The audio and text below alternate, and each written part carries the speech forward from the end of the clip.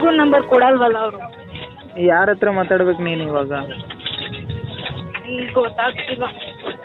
ನೋಡು ಏನು ಮಾಡ್ತೀಯ ನೋಡು, ಇನ್ನೊಂದು ವರ್ಷ ಹೇಗಾದ್ರೂ ಕಾಯಿ.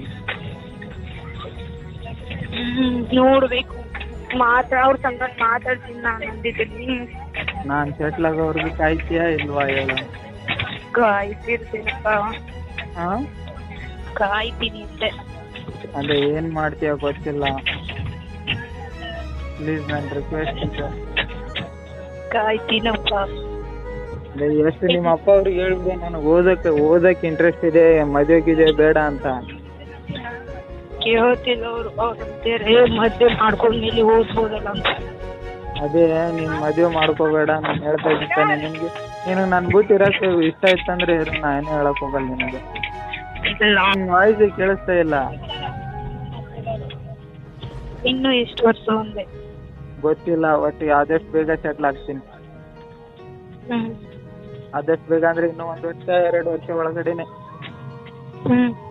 1 ವರ್ಷ ಒಳಗಡೆನೆ. ಬಟ್ ನೀನು ನನ್ನ ಬಿಟ್ಟು ಕೊಡ್ಬೇಡ ಯಾವುದೇ ಕಾರಣಕ್ಕೂ.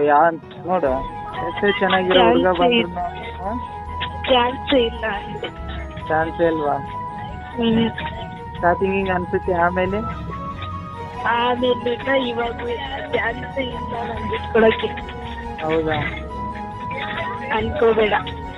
ಹಾಂ, ಅನ್ಕೊಳಕ್ ಹೋಗ್ಬೇಡ ಅಂದೆ. ಅನ್ಕೊಳ್ತಾ ಇಲ್ಲ ನಾನು. ಅದಕ್ಕೆ ನನಗೆ ಯಾವಾಗ ಸಾಕಾದ್ನಿ ಗೊತ್ತಾ, ಹೆಣ್ಣು ನೋಡಕ್ ಬರ್ತದೆ, ಗಂಡು ನೋಡಕ್ ಬಂದಿದ್ದಾರೆ ನನಗೆ ಅಂದೆಲ್ಲ ಅವತ್ತು ಮನೆ ಮೆಸೇಜ್ ಒಳಗಡೆ. ನಾ ಆಲ್ರೆಡಿ ಸ್ವಲ್ಪ ಹೊಡೆದೋದೆ ಒಳಗಡೆ. ಕೇಳಿಲ್ಲ ಅಂದ್ರೆ ತಪ್ಪಾಗುತ್ತಲ್ಲ, ಅದೇ ಹೇಳಿದೆ ನಾನು.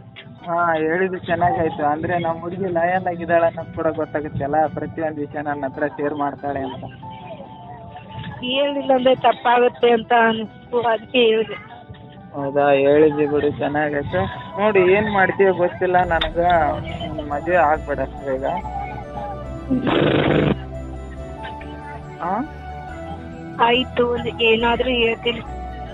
ಹೌದಾ? ನಾವು ಮದುವೆ ಆಗ ಸೆಟ್ಲ್ ಆಗಲಿಲ್ಲ ಅಂದ್ರೆ ನಾವಿಬ್ರು ಮದುವೆ ಆಗೋ ಮೂಮೆಂಟಲ್ಲಿ ₹1 ಇರಲಿಲ್ಲ ಅಂದ್ರೆ ವೀಸಾ ಕೊಡೋಕಾದ್ರೆ ದುಡ್ಡು ಇರ್ತಾವೆ ತಾನೆ? ರೆಡಿ ಇದೆಯಲ್ಲ ಸೂಸೈಡ್ ಮಾಡ್ಕೊಳಕಾದ್ರೆ? ರೆಡಿ ಇದ್ದೀನಿ. ನಿಜ ಹೇಳ್ತಾ ಇದ್ದೀನಿ ನಾನು.